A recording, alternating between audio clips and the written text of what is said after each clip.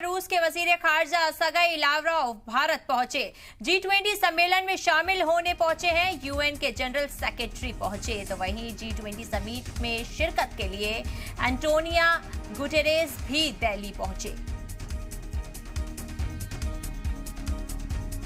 इस वक्त की बड़ी खबर आपको बता रहे हैं। रूस के वजीर खारजा सर्गेई लावरोव भारत पहुंचे तो वहीं G20 सम्मेलन में शामिल होने के लिए यूएन के जनरल सेक्रेटरी भी पहुंच चुके हैं।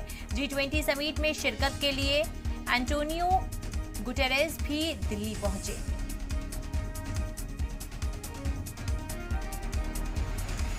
देखिए, तमाम हस्तियों की शिरकत जो है वो दिल्ली में शुरू हो चुकी है। तमाम लोग G20 में जुड़ने के लिए तैयार हैं और सभी G20 के अंदर भारत की खूबसूरती को देखेंगे। देखिए, तमाम तरीके से यहाँ पर कोशिश की जा रही है कि एक प्लेटफॉर्म पर जब सब आएँ तो तमाम ताकतें जब एक साथ इकट्ठी हों तो वो भारत की मेहमान नवाजी को देखें। देखिए, ये एक बड़ा चैलेंज भी पीएम मोदी के लिए कहा जा सकता है, क्योंकि सभी लोग इनमें कई एक दूसरे के दुश्मन भी कहा जा सकता है, मुखालफत करने वाले भी कहा जा सकते हैं।